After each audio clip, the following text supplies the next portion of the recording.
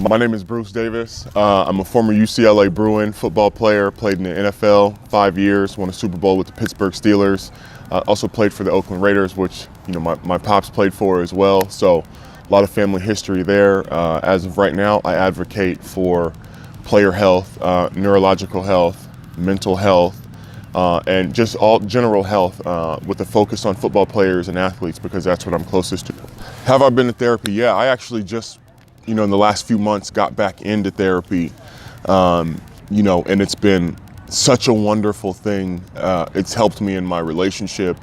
It's helped me in my day-to-day life. It's helped me with the medical issues that I have as a result of playing football. So, I'd been in therapy on and off for a while, and I kind of fell into the trap of, oh, I'm feeling good, so I'm gonna stop going. Yeah. Right? I don't got nothing to talk about. I feel good. You know what I mean? And so I was off for a while, and then, I had some orthopedic injuries from playing football that I had to deal with, and it just really started weighing on me and weighing on my relationship. And so my girl actually prompted me. She was like, "Yo, you've got to get back into therapy." And finally, I was like, "You know what? You're right." So went and found a therapist, and it's been going well since. How has healing changed my relationship with others? Really, since I've been back in therapy this last 4 or 5 months, it's been the people that I'm around, especially my girl. We've lived together for 3.5 years now. She's like, "You just seem so much happier. I've got the old you back," kind of a thing. Yeah. Even when I talk to my my buddies, cats that I played with, like, "Man, you sound good." It's because a lot of the guys that I'm still very close to have helped see me through a lot of this stuff. And it's a really great feeling when the people that I'm around the most, they say you sound different and you sound like you did years ago, which is such a fulfilling thing to me. How has healing changed me? There's a lot of fear, a lot of trepidation as to how I described myself. Right. We talked about having that identity being connected to football, and for so long that was it, and then it was gone. So it has helped me get past that and move forward with my life and get started with doing other things like advocating for mental health and physical health for NFL players, and it's really made me take a look at myself and say, hey, other people can benefit from knowing what I've been through, because it's been a lot. And it's been a trying 5 or 6 years, but I was like, you know what, I can help other people with this, because especially with the NFL, a lot of cats pass away, self-inflicted, health issues, heart problems. I've lost a lot of friends, and so I was just tired of losing guys, man. Right. So it kind of prompted me to do something to help other people. What motivates me? Again, this helping people is what motivates me. We talk about losing guys, and even the cast that I've never met. Right. You hear about a guy passing away, taking his own life. It just started hurting too much. And for me, it was just like I was struggling with my own. I attempted suicide. This is about 6 years ago now, and then I was having suicidal thoughts on a regular basis. I was spiraling out of control with depression and all that stuff. So it was just like something's got to be done. And at the same time, I wanted other guys to see that there was a way out. What scares me? What scares me is, more so than anything, is getting back into that mindset that led me to be suicidal. What do I fear?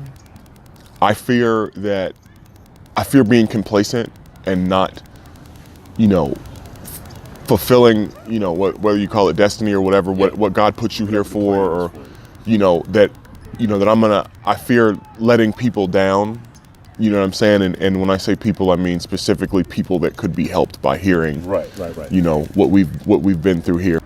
Wow, this is a tough one. Self-loathing is my weakness. You know what I mean? Like, I'm, again, so used to being a top athlete, that 1% in the entire world out of 8 billion people. Right. And,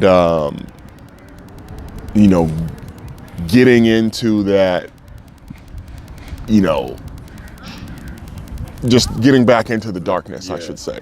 The last time I felt that childhood joy, I have a service dog because I had a lot of brain trauma, a lot of head trauma. I have what they call perivascular spaces in my brain, which is basically cracks in your brain. I have 2 cysts in my frontal lobe, and you know, I'd been having seizures and, you know, blackouts, and it was a very scary thing. But then I got my service dog, and he's 3 now, 3.5, and when I got him, it was like we connected immediately. Right. And that's like my ace, right? So the last time I felt that childlike joy was actually recently. You know, I had back surgery a couple months ago, had spinal fusion, and then I had an infection. So I was in the hospital, and, you know, I was in the hospital for a long time, and you know, I was on IV antibiotics for a long time, and I had just not been myself.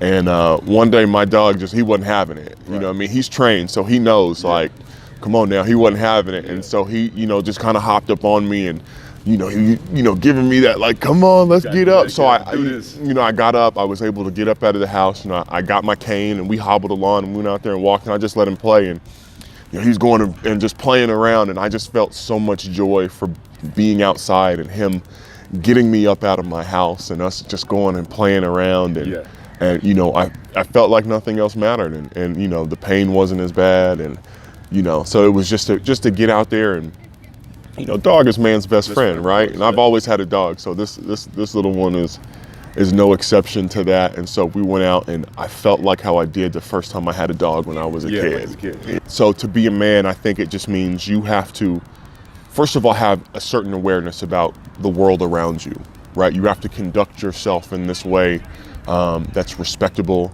And I always gauge it by would my mother be proud or happy about what I was doing with myself. You've got to be able to touch other people, help other people, guide other people, especially other young men, because of all the influences nowadays that are around, and it's so easy to see the wrong things to do, you know, whether it be a song, whether it be social media, whether it be people acting a fool. There's just so much of that. So it's like to take ownership of yourself, be aware of what's around you, to help other men, to treat other people with respect. I feel like there's a really BS picture of what masculinity has been for forever, you know, in this country and in the world, and just to, you know, to change that, just to treat people with respect, and to work hard and be dedicated to something, and you know, give back. Healing is making yourself better. Healing is finding what makes you happy. Healing is continuing to move forward, even on those days when you think you can't, but you have the faith to just keep going and get on the other side of whatever it is. And healing doesn't always have to have a negative connotation either. Healing can be doing something as simple as getting up and going outside and enjoying nature, you know, or, you know, doing something for someone else. I mean, it's all, you know, there's so many things, but for me personally, it's those things right there.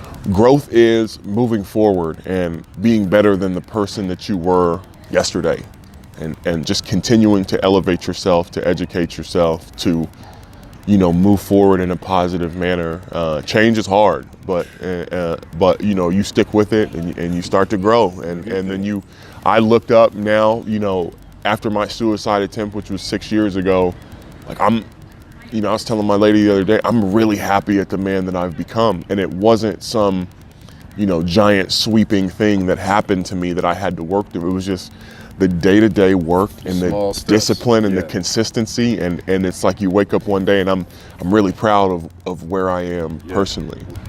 Can I be vulnerable? I can, and it took me a while to get to this point where I could be vulnerable, right? It was a very scary thing. Like we talked about, there's this, you know, I'm a man, I'm a tough it up, suck it up, you know, nut up. Baby. What's that? Exactly. Beat your chest a couple times and keep it pushing. And, you know, that works for a while. But no matter who you are, no matter how much money you have, no matter what your, you know, societal status is, no matter what your job is, you could be the president of the United States, you could be a janitor, you can be whatever. You know, things happen. And the most vulnerable thing for me to talk about is a suicide attempt and mental health as a whole. but it was over. Yeah. I knew it was over. After this year, that's it. That was done. And so I was severely depressed because the end that everybody talks about was staring me in the face. Right. We were hand in hand, that end. And I just remember falling to pieces, like talking to my dad. I just cried my eyes out, like I don't know what to do, and I'm stuck. I'm messed up. Like I who am I? Like this whole crisis. And he was, luckily I had him. He was sharing with me the depression that he went through, and he was like, you gotta find a way to to get out of it. And after that, I stayed in that. I mean, I remember I had no way to let the aggression out, to let the pain out, to let the fear and the hurt of that whole transition out. I was punching holes in my walls. I mean, it looked like a battlefield in my house. I was breaking shit, TV, and it was all because of that mental health immaturity. And I was faced with, this is it. Who am I? I'm nothing without this. And now you have to deal with it. Got to. Time, space, and opportunity. Now you. There was no more. Like I'd made my money, right? I'd played my last down of football, and I was like, I couldn't. And the girl that I was with at the time, I couldn't explain to her what it was. Like, you don't figuring out what that was yourself. Yeah, you don't know. I remember saying, you don't fucking know. You don't talk to me. You don't understand me. That ruined that relationship, right? Yeah. Of course. Yeah. And and so I just it was just this thing, and I remember thinking, I just want this pain to go away. Right. And there was physical pain, but there was heartbreak pain, and I didn't know how to process. So my answer was prescription pills. And I remember looking at this bottle. I had like 40 Vicodin in this bottle because you could get it like candy. Easy. I mean, it was easy. So I remember just saying, fuck it, I'm gonna swallow as many of these as I can and we'll see what happens. That was that. That was it. I was out. Like I'd blacked out or whatever, and I woke up in a pile of vomit. Luckily I was face down. Had I not been face down, you might have choked on that. I'd have choked on that. I'd have been out of here for sure. For sure would have been out of here. So wake up in a pile of vomit. I got like, my mouth was like foaming. I didn't go to the hospital though, because then that meant that I would have had to admit that. You had to face something else. I had to tell somebody else that I tried to off myself with a bottle of pill. I must have swallowed like 15, 20 pills right then and there. Yeah. And luckily my stomach was just like, no, get that on out of there. So I woke up on the floor covered in vomit and, pissed myself. Like, it was just me. There was nobody there. It was just me. You talking about a grown man and a pile of vomit in his own urine trying to kill himself. And I woke up and I was like, shh. But I still didn't go to the hospital. I wasn't going to tell anybody. I didn't tell my family for the longest. My answer was to just not talk to anybody. Not my agent, not my financial people, not my homeboys, not my sister, nobody. The only person I could talk to was my brother. And so he used to call me, and I remember the first time he called me, and he was the only one I told about it. And he was like, I can't lose you. Right. And so I still didn't know what to do about it. You know what I mean? Like I didn't, here's my little brother. Here's this issues here. Yeah. That it's multi-layered, though. That shit's tough, bro. And I was like, I don't know what to do. Like I remember telling him, like, I just need time. And he was like, just make me a promise that you won't do that shit again. Right. And I promised him. I broke that promise. But I promised him again, and he stuck with me, and he was like my little conduit between the family and the friends and all that. And so he'd be like, he's all right, he's just grinding, he's just working through it. I remember it was so tough. The hardest part of this for me was I couldn't face my mother. I mean, and I kept myself away from my mother for like 8 months because I couldn't have her see me like that. I was so depressed and so hurt. Like my hair started falling out in patches. I've lost probably, when I finished playing, I was probably 245. At the time this was happening, I probably lost 30 pounds or so. And I was just like, I was literally dying. I was slowly killing myself. And I knew I was slowly killing myself. But to me, it was just like, What else you gonna do? You've done the best thing you're gonna do in your life, right? You've done all that. Like, there's nothing is gonna get better about your life right here. And so I was just like, all right. And I still didn't go, find somebody to help me with this. Right. And so finally, like, I talked to my pops, and he was like, you got to get your ass up and you got to get some help. And my sister's a therapist, she went to school for it and the whole nine. And like, she was like, you got to get help. Right. And so my first experience with therapy was like talking to her, but I knew that wasn't feasible because I couldn't talk to her about everything. And she's gonna have a bias because she's my sister, right? Like, so she was like, you got to go get help. So I got a therapist, and I was with it for a while, and it took me like a month to even open up about the trauma, and I finally did. But, so like, I was actually really standoffish for the first few sessions. Me too. It's like, you couldn't understand. You don't know. We're talking about the NFL. What you know? And then she was like, I was an Olympic athlete. Shut that down. and I didn't find that out until the third or fourth session. She was like, I was an Olympic athlete. She was like, I know what the fuck you're going through. And I'd never had anybody, let alone a woman, talk to me like that. Right. And it really kind of shocked me back into like, okay, so, I did that for a while, but then I fell back into that. I did it for like a year, and it was great. And then I started feeling great, and then it was like, I'm okay, but I wasn't. And then again, so like three years after that, I remember I was on the freeway, same track I've gone through for years. I got lost. I had so much anxiety, I got lost, and I remember I had to call.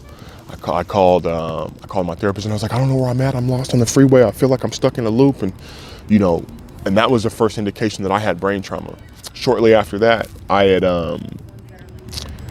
was at my godparents' house. I was sitting there. I think we were watching a movie with my godbrother, who I played with in college. And I go in the bathroom, use the bathroom. I black out. I fall down. I hit the tile, knock out all my teeth. I got a huge lump on my head, and I'm like, something's wrong with you. Right? So I go to these doctors, I see these neurologists, and they're like, yo, you've got mad brain trauma. Like, it's bad. You got to get on medication. You've got to make some real changes if you were going to continue to live. Right. And that, for as good as my mental health had been for the most part up until that, hearing that, I was having these neurological issues, right, a wild depression. So I remember I was overwhelmed. I was talking to my best friend. And I'm in the car, and I just felt this overwhelming sense that I was dying, and that there was nothing left for me to do in this world except get out of here. And I called him. I was in the car, and I remember I'm driving this car. I must have been going 100 miles an hour. I'm flying around. I'm like, I just don't give a fuck anymore. I don't care. Like, I just want it all to end. What did I say to him? I was like, I want this ride to stop. And I had never heard him cry, or never heard him, he was like, no, what are you doing? Like, no, you gotta, So he calls my pops calls me, I'm crying. I'm like, I don't know what the fuck to do. Like, I can't, like, I was like, I can't do this shit anymore. I want out. I'm done. Like, I'm like, fuck, I'm out of here. Like, this is it. Like, this is like my note. I'm screaming on the phone, crying to my pops. And I'm like, this is it. And he was like, no. He was just like, so he talked me down. I was like, literally, I was 2 seconds from just driving off the side of the, going over the little median and off this little, there was like probably a 20-foot drop. And I was like, this is it. This is how I go out. I don't give a fuck anymore. I just thought that, fuck it, it's over for me. I don't care. I'm done. I'm out. There's nothing left for me. And, so the cops showed up to the house that I was at. Luckily, I wasn't there. They were going to try to put me on the 5950, and I wasn't there. I ended up, the girl that I'm with now has been so instrumental in me being here. Right. I've had 7 surgeries since I retired. 3 knee, 3 back, 1 neck, 1 shoulder, plus the head trauma. It's been hell, but with her, she was like, yo, you got to go to therapy. You got to get up and you got to go to therapy. You've got to get your physical health in order. I was just resigned to the fact that I was going to have a limp and I was going to be in pain for the rest of my life, right? Like, I was ready to deal with it. She was like, this is not life. This is not living. You are not alive right now. You're here, you're existing. She was like, you're not alive. You're not living. And so, that really prompted me, and I started getting these surgeries, and then I got depressed again, because it was like, yo, I'm physically incapable. Like, what would happen if somebody like threatened us right now? After back surgery, I was in a bed for like 3 months after back surgery, the first time. And so going through all that was super depressing. But again, she got me back in therapy. And so really I'm in there now, and it's the best decision. I love my therapist to death. He's an athlete, track guy. Right. So he gets it. And it's like, now I don't see it as something that I should do only when I have some kind of trauma to deal with. I do it even when I feel good. Yeah. And those days when I feel good end up being some of the best therapy days that I have. Yeah. Right. And it's just like, talking to another human being about what you're going through, and you get to get it out. And so my overall message to guys, and my sincere hope, is that as athletes, as men, that we can deal with mental health, that we can go and see a therapist, and that it's not this weakness. It's not something to be scared of, or something to be afraid of, or something to feel like I'm soft, or I'm scared, or I'm not a man. Like, we all got issues. We all have trauma. We all have problems. We all have, we got stuff we got to deal with, but running and hiding is not the answer. So my sincere hope is that, as men and as human beings, that we can start to view mental health in a different way. And it's really strength is what we're talking about when we're talking about getting your mental health in order. It's the most manly thing you can do is get your mental health in order, and that way you can be there for your friends and the people who care about you, your family, and I've been down some of those roads, some of the darkest roads, but I'm standing here now, and I'm able to do this and share this with you guys because I took my mental health seriously, because I was able to go to a therapist and unpack all this trauma and all this nonsense and all this hurt and all this pain, and whether it be physical, mental, neurological, and keep fighting. It doesn't matter what you're going through. I'm right here with you. I love you. If anybody needs anything, feel free to inbox me, hit me up, email me, whatever. I'll leave my information. You're not alone, and we can do this together.